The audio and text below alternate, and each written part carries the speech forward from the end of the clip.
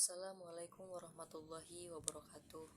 Pada kesempatan yang berbahagia ini, saya akan sedikit menjelaskan mengenai pelajaran dari sejarah Pancasila bagi generasi muda dari masa ke masa. Pancasila tidak hadir begitu saja, melainkan melalui perjalanan sejarah yang sangat panjang. Sejak sidang BPUPKI, Piagam Jakarta, hingga pengesahan dalam Undang-Undang 1945.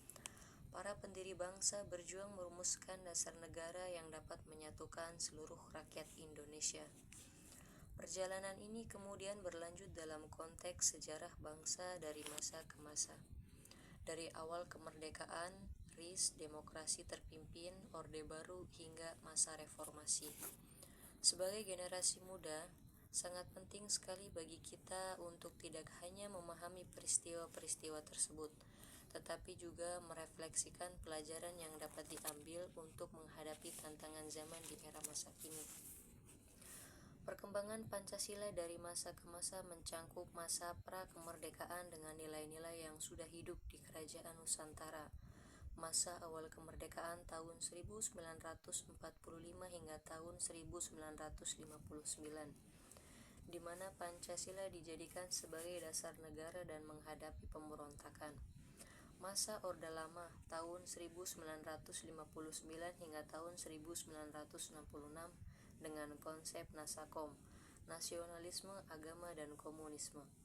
Masa Orde Baru pada tahun 1966 hingga tahun 1998, di mana Pancasila menjadi asas tunggal.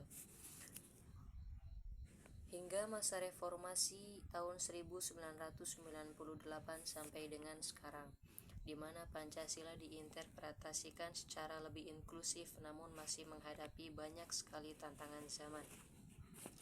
Yang pertama adalah masa pra-kemerdekaan sebelum tahun 1945.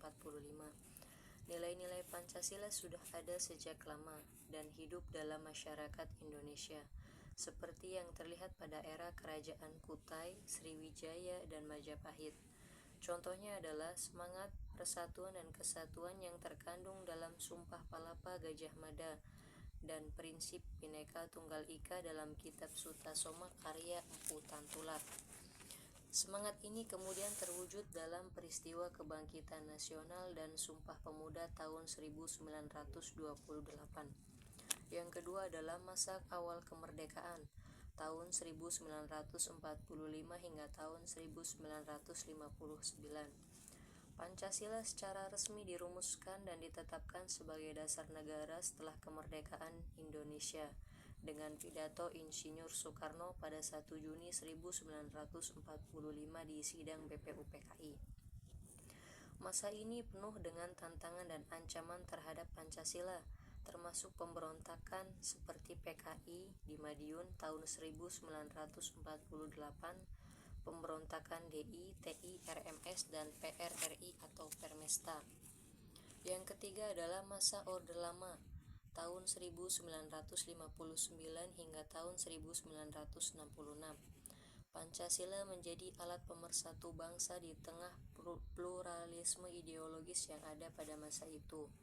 Penerapan Pancasila di masa ini mengalami tantangan akibat ketegangan politik, termasuk ancaman dan perpecahan yang berusaha diatasi melalui konsep Nasakom, nasionalisme, agama, dan komunisme. Yang keempat adalah masa Orde Baru tahun 1966 hingga tahun 1998. Pancasila dijadikan sebagai asas tunggal untuk memperkuat legitimasinya. Penerapan Pancasila pada masa ini dinilai sering disalahgunakan untuk tujuan politik, membatasi kritik dan oposisi.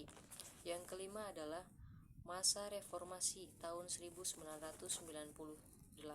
hingga sekarang. Kelebihan politik pasca reformasi memungkinkan interpretasi Pancasila yang lebih inklusif.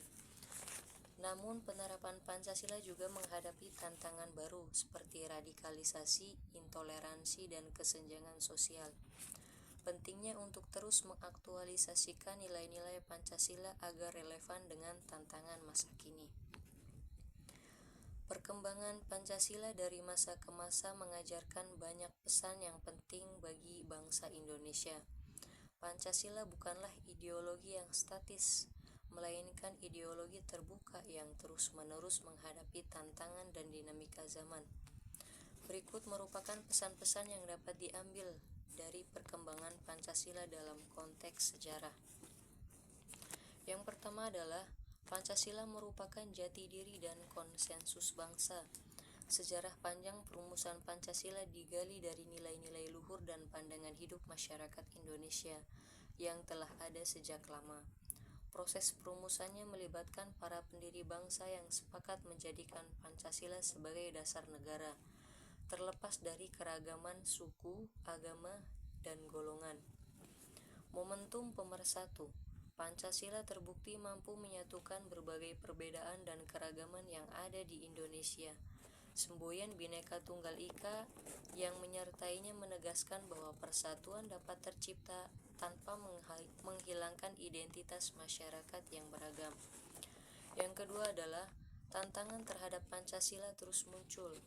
Ancaman ideologi lain. Sejak awal kemerdekaan, Pancasila telah menghadapi berbagai upaya pemberontakan yang bertujuan mengganti ideologi negara seperti pemberontakan PKI yang menganut komunisme dan pemberontakan DI, TI yang ingin mengganti Pancasila dengan syariat Islam.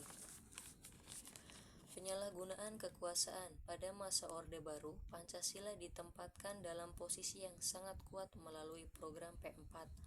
Namun, hal ini ironisnya digunakan untuk membenarkan penyalahgunaan kekuasaan, korupsi, kolusi, dan nepotisme atau KKN yang mengurangi integritas Pancasila di mata masyarakat. Derasnya arus globalisasi di era digital.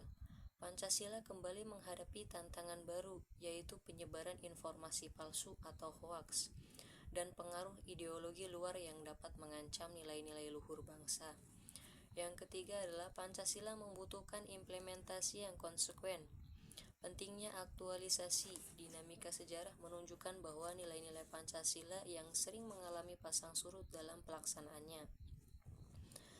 Pesan yang dapat dipetik adalah Pancasila tidak bisa hanya menjadi simbol atau dogma, tetapi harus diaktualisasikan atau diterapkan secara konsekuen dalam kehidupan sehari-hari oleh seluruh elemen bangsa. Tanggung jawab bersama. Melestarikan nilai-nilai Pancasila bukan hanya tugas pemerintah atau lembaga pendidikan. Sejarah mengajarkan bahwa tanggung jawab ini berada di tangan seluruh masyarakat Indonesia, termasuk generasi muda, untuk terus membudayakan dan membela Pancasila. Yang keempat, Pancasila adalah pedoman yang relevan dan adaptif. Ideologi terbuka. Sebagai ideologi terbuka, Pancasila terbukti mampu mengikuti perkembangan zaman dan menghadapi tantangan modern. Nilai-nilai Pancasila memberikan landasan moral dan strategis bagi bangsa untuk merespon berbagai krisis dan dinamika yang terjadi, seperti krisis global atau perubahan teknologi. Panduan hidup beretika. Pancasila membuat nilai-nilai etika yang membimbing penyelenggara negara dan masyarakat, seperti nilai kemanusiaan, nilai persatuan, nilai demokrasi, dan nilai keadilan sosial.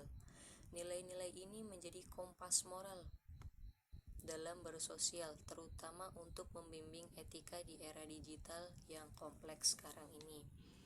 Baik, demikianlah yang dapat saya sampaikan.